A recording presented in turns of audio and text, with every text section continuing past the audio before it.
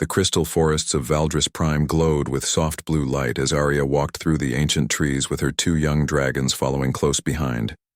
Ember was barely larger than a house cat, her red scales shining like tiny jewels, while Storm had grown to the size of a small horse, his silver hide reflecting the forest light.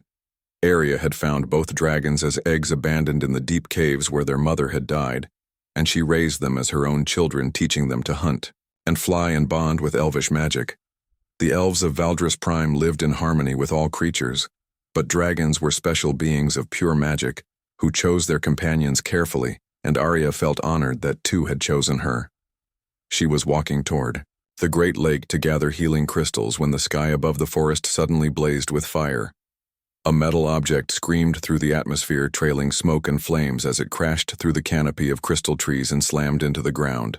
Near the lakeshore, Ember and Storm immediately moved to protect Arya, positioning themselves between her and the smoking wreckage, while she approached carefully to investigate. The object was unlike anything she had ever seen, made of strange gray metal with markings in an unknown language, and what looked like windows along its sides. Steam rose from the wreckage, and Arya could hear sounds coming from inside like someone crying or calling for help. Her people had legends of sky visitors from other worlds, but none had been seen for thousands of years, and the Council of Elders taught that such beings were dangerous. But the sounds from inside the crashed vessel were clearly from someone in pain, and Arya could not ignore suffering, no matter what form it took. She moved closer despite the nervous chittering of her dragons and found a section of the hull that had been torn open in the crash. Inside, she could see a small figure slumped over what appeared to be a control panel covered in flashing lights and making strange beeping sounds. The figure was clearly alive but injured, and Arya realized she was looking at a being unlike any she had encountered. It had pale skin instead of the silver complexion of her people, and strange, brown fur growing from its head instead of the flowing white hair of the elves. The creature wore unusual clothing, made of thick blue material, and had only 2 arms and 2 legs like an elf, but was much smaller and more fragile looking as Arya watched. The small being stirred and turned toward her, revealing a face that was both alien and somehow familiar. The eyes were brown instead of the violet color of elvish eyes, but they held intelligence and fear and pain that any elf could recognize. The creature tried to speak, making sounds that meant nothing to Arya, but the tone was clearly a plea for help. Ember hissed and backed away from the wreckage while Storm growled low in his throat, sensing something dangerous about this sky visitor, but Arya saw only a young being far from home and badly hurt, and her healer instincts overcame her caution.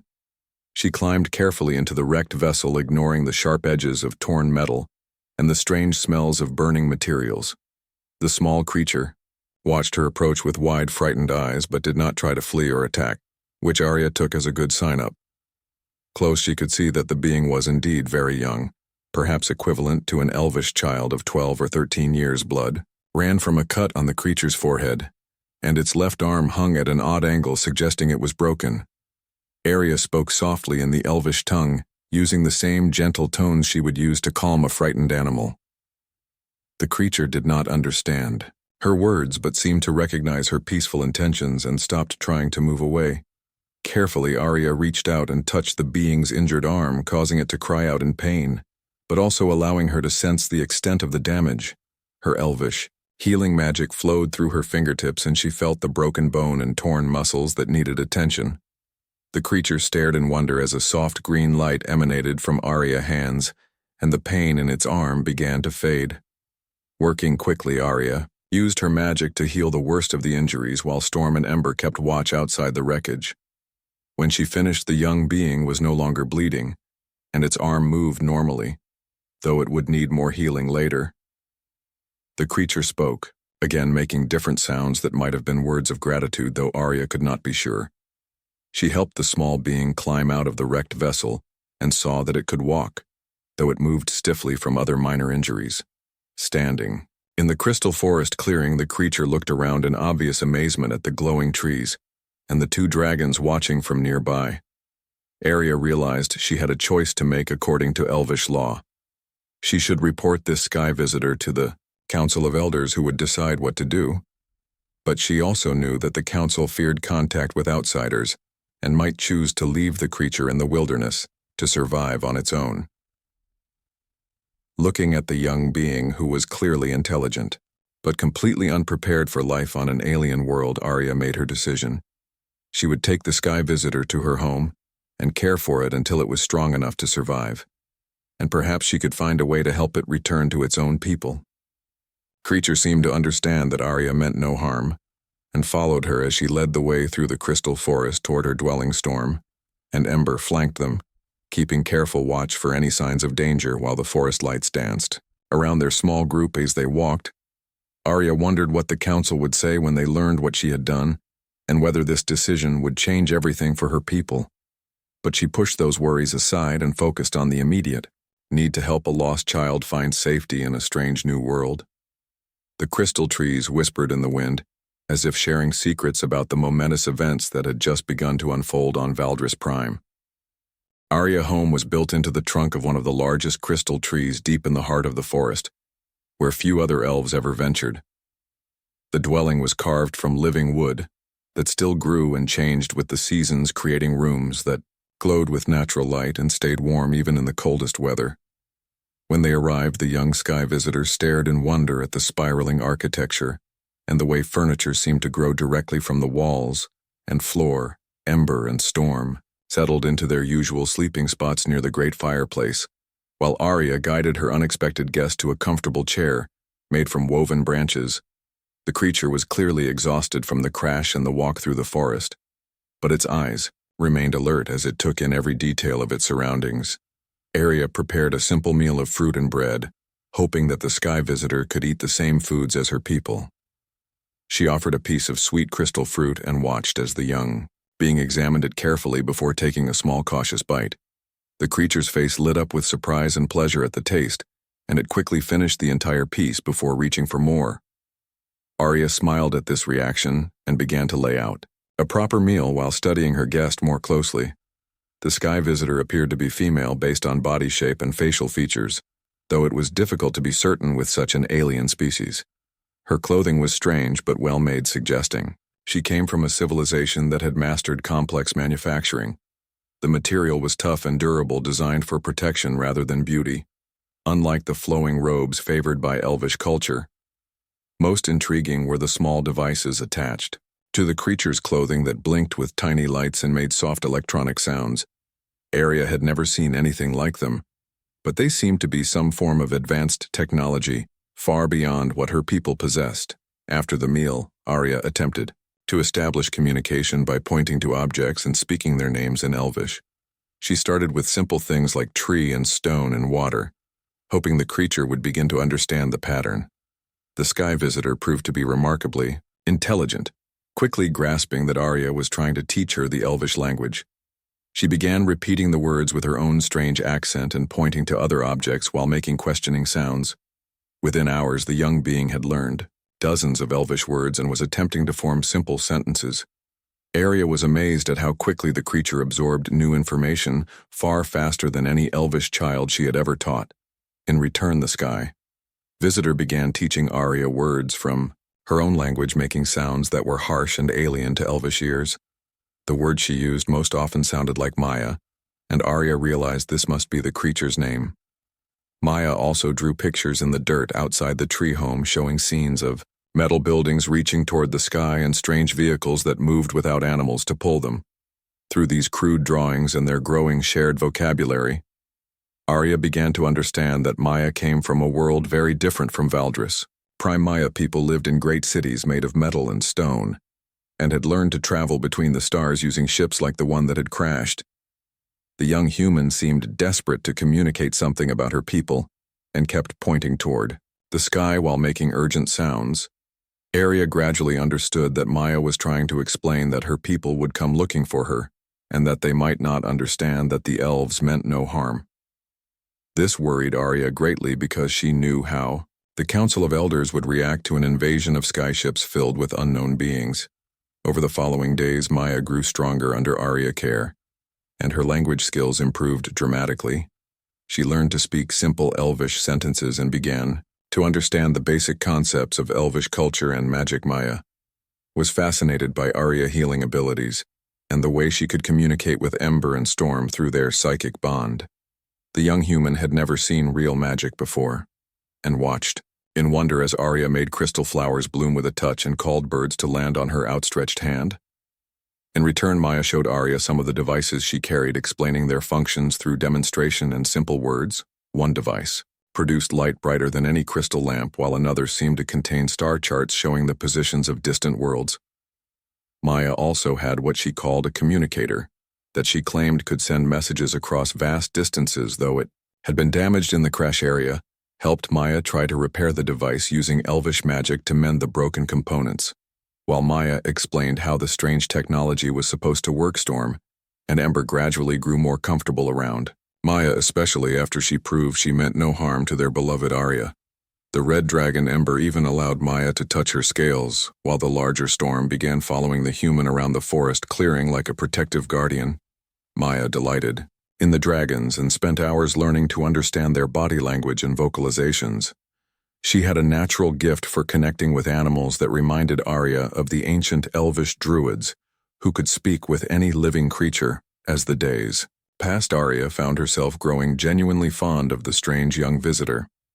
Maya had a curiosity and enthusiasm that was infectious, and her questions about elvish culture helped Arya see her own world through new eyes. The human also had a fierce determination to survive and learn that impressed even the ancient elf. Maya never complained about her situation or demanded to be rescued, but instead worked hard to understand and adapt to her new environment. Most remarkably, Maya showed genuine respect for elvish customs and beliefs even when they seemed strange or inefficient to her technological mindset. She learned the proper rituals for greeting the forest spirits and thanked the crystal trees for their shelter with the same sincerity. As any elf, this reverence for nature and willingness to learn convinced Arya that Maya people might not be the destructive conquerors that elvish legends described. Perhaps there was hope for peaceful contact between their two species, if the right foundation could be established, but Arya also knew that time was running short, because Maya people would eventually come looking for her, and the first meeting between elves and humans would determine the future of both races. 2 weeks after Maya's arrival on Valdris Prime, the inevitable happened when Elder Theron discovered Arya's secret while making his monthly rounds through the crystal forest. The ancient elf had come to collect tribute crystals for the great temple and found Maya sitting beside the lake feeding fish while Storm and Ember played in the shallows nearby. Theron froze in shock at the sight of the alien creature moving freely among the sacred dragons, as if she belonged there.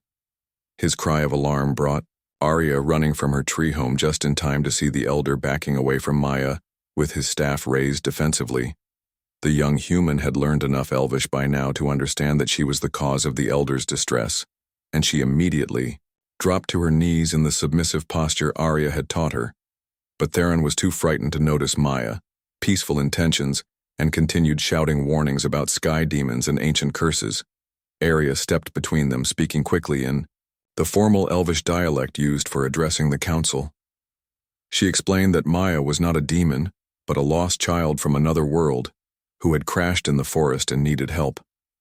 Theron listened with growing horror as Arya described how she had rescued the human and hidden her from the authorities for over 2 weeks. The elder declared that Arya had violated the most sacred laws of their people by harboring an unknown alien without permission from the council. He demanded that Maya be taken immediately to the great temple for examination and judgment. Arya tried to argue that Maya posed no threat and had proven herself worthy of trust, but Theron would not listen. The frightened elder used his authority to summon the temple guards who arrived within hours to escort Maya away.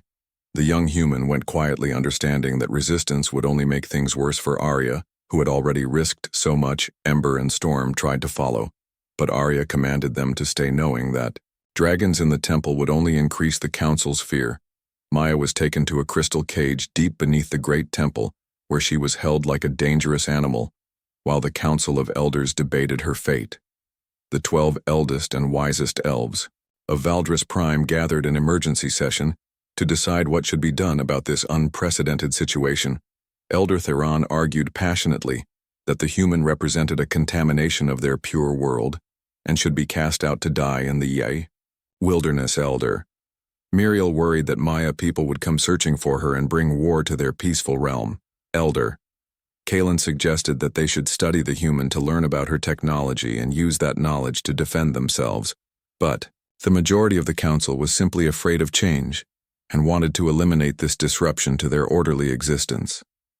They debated for 3 days while Maya remained imprisoned in the crystal cage with only bread and water for sustenance. Arya was forbidden from visiting the temple or attempting to contact her former guest in any way. The isolation was torture for both Maya, who had grown to love the crystal forests, and Arya, who felt responsible for the human suffering. On the 4th day, the council reached their decision and summoned Arya to hear their judgment. She arrived at the great temple with Storm and Ember following, despite her orders for them to stay home. The dragons sensed their mistress' distress and refused to be separated from her during this crucial moment. The Council of Elders sat in their great crystal chairs looking down at Arya with expressions of disappointment and anger. Elder Theron spoke for the group, declaring that Arya had committed treason against her own people by harboring a dangerous alien. They had decided that Maya must be taken far from all elvish settlements and abandoned in the deep wilderness, where she would either learn to survive alone or perish naturally. Arya protested that this was essentially a death sentence for someone untrained in wilderness survival. She argued that Maya had shown nothing but respect for elvish culture and posed no threat to anyone. The young human had even offered to share her people's technology to help the elves if they would allow peaceful contact. But the council remained unmoved by these arguments and insisted that their decision was final. Arya was given 1 hour to say goodbye to Maya before the guards would take her away forever. In the crystal cage beneath the temple, Maya waited calmly for whatever fate the elves had chosen for her. She had learned enough about their culture to understand that her presence threatened their sense of security and order. When Arya arrived with tears in her ancient eyes, Maya smiled sadly and thanked her for the kindness she had been shown. The young human had no regrets about crashing on Valdris Prime because she had experienced genuine love and friendship for the first time in her life. Maya explained that her own people were often cold and distant, focused on efficiency and progress rather than emotional connections. Living with Arya had taught her what it meant to be part of a family, and she would treasure those memories forever. Arya promised that she would never forget Maya and would always hope for a chance to see her again someday. The human pressed a small device into Arya's hands, explaining that it was a beacon that would signal her location if her people ever came looking. She asked Arya to keep it safe and use it only if the elves ever needed help that her people could provide. Maya also made Arya promise to take care of Storm and Ember, and to remember that not all outsiders were enemies. When the guards came to take Maya away, she walked proudly between them, showing no fear or resentment. Arya watched from the temple steps as they led the young human toward the deep forest, where few elves ever traveled. Storm and Ember cried out in distress as their friend disappeared into the crystal trees, but Arya held them back, knowing that following would only lead to more trouble. That night, alone in her tree home, Arya wept for the first time in decades, mourning the loss of someone who had become like a daughter to her, and clutched Maya beacon in her hands and wondered if she would ever see the brave young human again. The crystal forest seemed darker and colder without Maya, laughter echoing through the trees. Even Storm and Ember remained subdued for weeks after their friend's departure, refusing to play or hunt with their usual enthusiasm. Arya began to understand that Maya had changed not just her own life, but the lives of everyone she had touched during her brief stay on Valdris Prime. Maya survived in the deep wilderness for 2 months, using the survival skills she had learned during her training as a space explorer combined with knowledge about edible plants that Arya had taught her. She built a shelter in a cave near a freshwater stream and learned to make fire using flint and dried moss. The young human also discovered that some of the crystal formations in the deep forest had unique properties that could power her damaged equipment. By carefully connecting crystal fragments to her communicator, she managed to repair enough circuits to send a weak distress signal toward the stars. Meanwhile, her people had been searching desperately for their lost exploration ship ever since it failed to report back from the survey mission captain. Lisa Blake commanded the rescue fleet sent to investigate Maya's disappearance from the Outer Rim territories. The human ships arrived at Valdris Prime 3 weeks after Maya finally succeeded in broadcasting her location. Captain Blake was Maya older, sister and had refused to give up hope even when the military council suggested the mission should be abandoned. The rescue fleet consisted of 12 ships, armed with the latest human technology. But their primary mission was extraction, not conquest. When the human vessels appeared in orbit around Valdris Prime, the Council of Elders panicked and ordered all elves to take shelter in the deep cave systems. Elder Theron declared that his worst fears had been realized and that the sky demons had come to destroy their world. But the human ships made no aggressive moves and instead broadcast messages in dozens of languages, seeking peaceful contact. Captain Blake had learned enough about first contact protocols to know that approaching an unknown civilization required extreme caution. The humans detected Maya beacon signal coming from the deep forest and sent down a single small shuttle to investigate. Arya felt the beacon activate from her home in the crystal forest and knew immediately that Maya people had finally come for her. Despite the council's orders to remain hidden, Arya took Storm and Ember and flew toward the beacon signal, determined to help facilitate a peaceful meeting. She arrived at Maya Cave just as the human shuttle landed in a nearby clearing. 3 humans in environmental suits emerged from the craft, moving carefully and calling Maya name. Maya ran from her cave shelter, shouting with joy at seeing her own people again after so many months of uncertainty. Captain Blake removed her helmet, revealing features similar to Maya but older and marked by worry and determination. The reunion between the sisters was emotional, with both crying and laughing as they embraced. Maya immediately began explaining what had happened to her and how an elf named Arya had saved her life. She insisted that the elves were peaceful people who had shown her nothing but kindness, despite their fear of outsiders. Captain Blake listened carefully as Maya described her time in the Crystal Forest and her bond with the dragons. The young explorer made it clear that she owed her life to Arya's generosity and that humanity should be grateful, not hostile. While they talked, Arya landed nearby on Storm, back with Ember flying beside them. The human soldiers immediately raised their weapons at the sight of the dragons, but Maya quickly intervened. She ran to Arya and embraced her warmly while speaking rapidly in Elvish to explain that these were her people.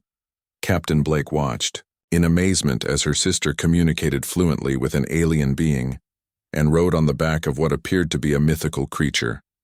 Maya served as translator, introducing Arya to her sister and explaining the complex situation with the Elvish. Council Arya spoke carefully about her people's fear of contact with outsiders and how Maya's presence had created controversy among the elders. Captain Blake understood immediately that the wrong move here could lead to disaster for both species. She ordered her soldiers to lower their weapons and approached Arya with the same respectful bow that Maya had taught her. Through Maya translation, Captain Blake expressed humanity's gratitude for the kindness shown to one of their own. She assured Arya that the human fleet had come only to retrieve Maya and had no intention of harming or conquering the Elvish people. Arya was impressed by the humans' restraint and diplomacy, which matched Maya's own respectful behavior. She began to understand that not all sky visitors were the destructive conquerors that Elvish legends described. Captain Blake asked if there was anything humanity could do to repay the debt they owed to Arya and her people. Arya thought carefully before responding that the greatest gift would be a promise that humans would remember this moment. She asked that Maya people swear an oath that if the elves ever faced a threat they could not handle alone, humanity would come to their aid. Captain Blake looked at her sister and saw the deep respect and love Maya felt for the elf who had saved her. Without hesitation, the captain gave her word that humanity would never forget the kindness shown to Maya. She promised that if Arya or her people ever needed help, they had only to call and the human fleet would answer. Maya added her own promise that she would spend her life working to build understanding between their two species. She would return to human space and tell their leaders about the wisdom and magic of the Elvish people. The young explorer also promised to keep the beacon that connected her to Arya and to listen always for any call for help as they prepared to leave. Maya gave Arya a small device that could transmit messages across the galaxy. She explained how to use it and made Arya promise to contact her if anything threatened the safety of the Elvish worlds. The goodbye was difficult for both Maya and Arya, who had formed a bond deeper than species or culture storm, and Ember nuzzled Maya, gently before she boarded the shuttle, understanding that their friend was leaving forever as the human ships departed Valdris Prime. Captain Blake made sure that Maya's story was recorded in the official logs. She wanted there to be no doubt about the debt humanity owed to the elf who had shown mercy to a lost child. The rescue fleet returned to human space carrying news of the first peaceful contact with an alien civilization. Maya became an ambassador working to prepare humanity for future meetings with the elvish people. She never forgot her promise to Arya and always kept the beacon close, knowing that someday it might save an entire world in the crystal forests of Valdris Prime. Arya returned to her quiet life, but she kept Maya communicator, hidden and ready. The Council of Elders was relieved that the sky visitors had departed peacefully and chose to forget the entire incident, but Arya remembered everything and waited patiently for the day when Maya's promise might be needed. 300 years passed like a whisper through the crystal forests of Valdris Prime, and Arya grew even more ancient, while Storm and Ember matured into magnificent dragons whose scales gleamed like precious metals. The elvish people had almost forgotten about Maya, and the sky visitors treating the whole incident as a strange legend from the distant past. But Arya remembered everything and kept Maya's communicator device hidden in her tree home, waiting for the day it might be needed. That day came when the deep space monitoring stations detected a massive fleet approaching from the galactic rim. The ships belonged to the Vorthak Empire, a species of conquerors who had destroyed dozens of worlds in their relentless expansion across the galaxy. The Vorthak fleet was enormous, containing thousands of warships equipped with weapons that could crack planets and burn entire star systems. They moved like a plague of metal locusts, consuming everything in their path and leaving nothing but empty space behind. The Elvish defense fleet was powerful by the standards of their own region, but laughably small compared to the approaching armada. Elder Sivan, who now led the Council of Elders, called for immediate evacuation of all Elvish worlds.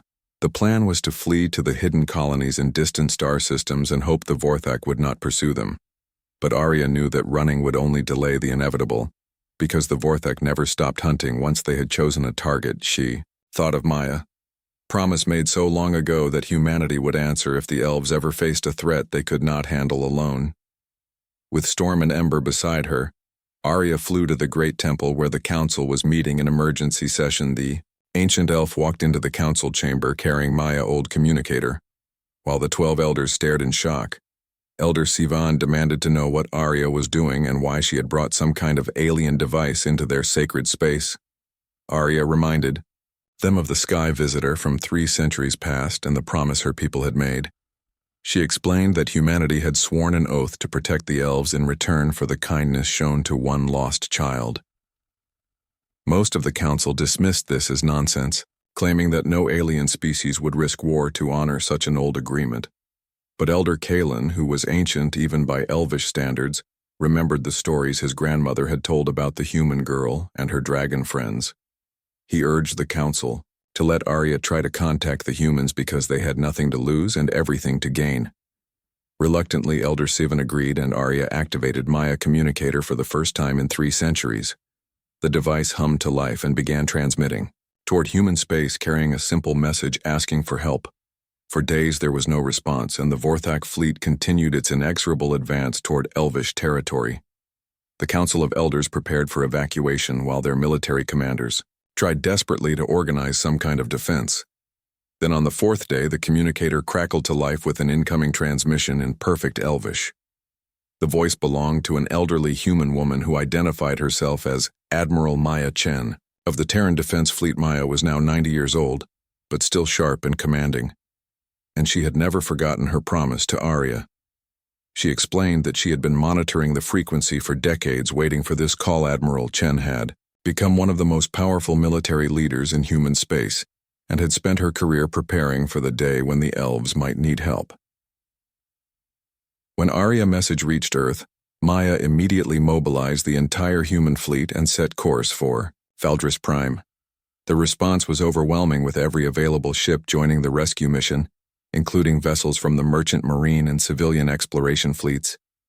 Humanity remembered the story of the elf who had saved a lost child, and they were determined to honor their debt. The combined human armada that arrived at Valdris Prime was larger than anything the galaxy had ever seen. thousands of ships equipped with weapons and shields that had been developed over 3 centuries of technological advancement. Admiral Maya Chen commanded the fleet from her flagship and immediately requested permission to meet with Arya. The reunion took place on the same cliff where Arya had first watched human ships arrive 300 years before. Maya was old and frail now, but her eyes still held the same intelligence and determination that Arya remembered. The two friends embraced while Storm and Ember circled overhead, recognizing Maya. Despite the passage of centuries, Maya explained that humanity had become the dominant military power in their region of the galaxy, specifically to be able to honor promises like this one. She had convinced the human government that protecting the elves was not just about repaying a debt, but about defending the principles that made civilization worth preserving. The combined elvish and human fleets took positions around every elvish world, creating an impenetrable barrier of ships and defensive systems. When the Vorthak arrived, they found not helpless victims but a united force that combined elvish magic with human technology. The battle lasted for weeks as the Vorthak threw everything they had against the Allied defenses, but they had never faced an enemy that fought with both advanced weapons and ancient sorcery working in perfect harmony. Elvish battle mages enhanced human shields, while human engineers powered elvish spell crystals with fusion reactors. The result was a defensive capability that neither species could have achieved. Alone Admiral Chen coordinated the defense from orbit, while Arya provided tactical advice based on her knowledge of elvish magical traditions. Together they created strategies that baffled the Vorthak, who could not understand how their enemies seemed to anticipate every move. The turning point came when Arya suggested using the crystal forests themselves as weapons. Human engineers worked with elvish druids to turn the living trees into massive energy projectors that could strike targets in space. The sight of an entire planet fighting back was too much for the Vorthak, who had never encountered such unified resistance. Their fleet broke apart under the constant pressure, and they fled back toward the galactic rim. The victory celebration lasted for days as elves and humans worked together to repair the damage and strengthen their alliance. Admiral Maya Chen and Arya stood together on the cliff overlooking the crystal forest, where their friendship had begun so long ago. Maya smiled as she watched human soldiers playing with young dragons while elvish children marveled at human technology. The old admiral knew that she had kept her promise, and that the bond between their peoples would endure for generations to come. As the human fleet prepared to return to their own space, Maya and Arya made plans for regular cultural exchanges and joint defense agreements. The galaxy had learned that kindness could echo across centuries, and that sometimes the smallest gesture of mercy could save entire civilizations. In the crystal forests of Valdris Prime, the story of Maya and Arya became legend proof that friendship transcends all boundaries of time and space.